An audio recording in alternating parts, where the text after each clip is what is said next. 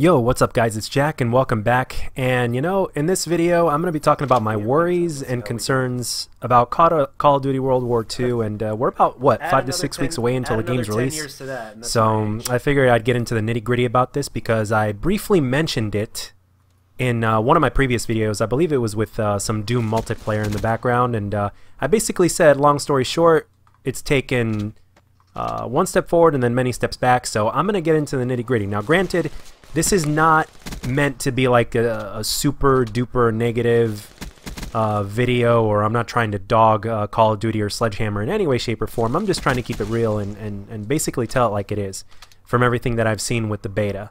So, and granted, a lot of these things could be fixed, but realistically, so I think we could all pretty much say that chances are not all of them will be fixed. And on top of that, with the full game, I'm sure there's going to be even more concerns to be had once it's released. But anyway, let's get into the nitty-gritty. I'm gonna tell you what the categories are first and foremost, or the main topics, and then after that, I'm gonna go in depth in each one of them. So let's get straight into this.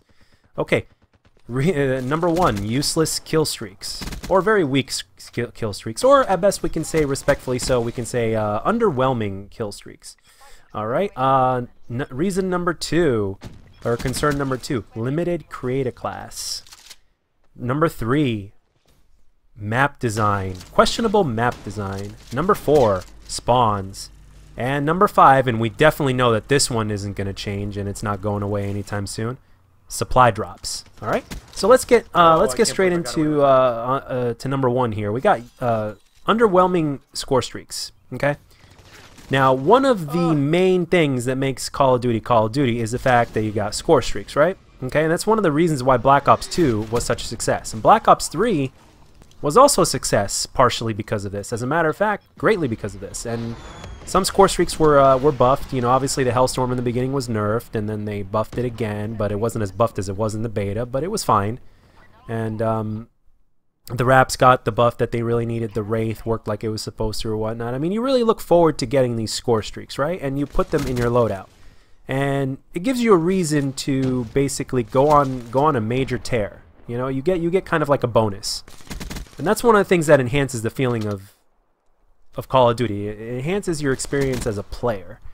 And it's one of the most important factors when it comes to Call of Duty, okay? So the fact that these things are very weak, and the fact that you got, like, let's say the paratroopers, which were in the beta the highest score streak, if I'm not mistaken, either the highest or the second highest, and you'd call one in and it would only get you a couple of kills. Now, I am aware that they did buff it and they did fix a few things towards the end of the beta, specifically during week 2, I believe, as well. But let's not forget that they still need work, and there's still the fact that a lot of people weren't using a whole bunch of different score streaks, and there were things that were actually nerfed that didn't need to be nerfed. So the kind of mentality that is being taken, that's being put into effect here, is it just keeps on reminding me of the fact that, well, they're supporting the competitive aspect more than they are the casual aspect, and the casual aspect is over 90% of your player base. With all due respect to competitive, with all due respect in the world, I mean, it's a major minority in comparison. And the thing is, Call of Duty is as popular as it is because of the player base, and most of your players are casuals. Now, this leads me directly into concern number two here, and that is limited create a class. Create a class has definitely taken a few steps back. You've got divisions that obviously give your weapons an extra special ability or perk or whatnot, like the ability to add a silencer to your weapon and to remove it at any time, which I think is cool, that you can remove it at any time and just attach it in mid-game. You know, in that aspect, that's great. But the way they have the division set up, and the fact that you can only have basically that it's set up to where it's very limited in the customization with your basic training, which basically acts like a perk, or maybe a couple of perks, is in comparison to having at least, let's say, 3 or 4 perks per create a class on average, if that. And the fact that you can't really play around with it and exchange one for another for a certain class and you kind of have to pick one or another is, again, it just keeps on reminding me of competitive. And I don't hate competitive in any way, shape, or form. I'm a fan of it, actually. So every single time COD Champs comes up, you know, I tend to watch whenever I can to see who wins, or I check on in and which team has won, which team made it to the finals, what the score was, and all these different things. I watch playbacks of it. They're all over YouTube and all that good stuff. But the thing is, again, your player base is over 90%. And then the rest is basically pro players, which is the top 1%, and then aspiring pro players, which is anywhere from, you know, 9% or 5 to 9%, give or take. So, I mean, I think it would be a lot smarter to basically pay a little bit more attention to your casuals, or at least give the casuals the amount of attention that you would give the competitive community, because obviously, and rightfully so, the competitive community is something that should definitely be paid attention to. Like I said, I'm not against it at all. But the thing is, sometimes it just seems like the game is way too much out of balance in the wrong way when you pay attention to too much, when you pay attention to one aspect a little bit way too much, as opposed to trying to keep everything in balance, so that way you can satisfy try to satisfy at least the majority of your player base, because that's ultimately what the goal of Call of Duty is at this point. It's, you got to try, if you're a developer, I'm pretty sure the ultimate goal is to satisfy the most people that you can on game day release. You want to try to make as most people happy as you possibly can. It's impossible to make everybody happy, but you got to try to make the most out of it. So now let's go into number 3. The map design, from at least the majority of the maps from what I've seen in the beta, are kind of questionable. You got campy spots within camp spots within camp spots. I mean, let's put it this way: you got rooms within rooms. So, and in a lot of areas, it doesn't seem much balance between the open and the closed areas of the maps. Now, every Call of Duty map has open and closed areas, but the thing is this: you still have your 3-lane maps, which is a good thing, but at the same time, you've got lanes within lanes. And that could definitely disrupt the balance, and on top of that, it'll also force players to, like, not use their legs. And let's not mention the fact that we probably haven't seen all the equipment yet. We haven't seen everything that could be used to basically support that kind of playstyle. Now, I'm not too personally against any kind of playstyle. Like, I personally think anybody that just sits in a corner the whole time and just waits the whole game, that's not really playing the game to me. You know, to me it's boring. I'm sure to other people it might be more fun. A lot of people like to get on and troll, and that's great. That's cool and everything. But the game, again, has to be balanced to where a player, if they know how to play correctly, if they know how to rush correctly and run around the map correctly, they should be able to succeed.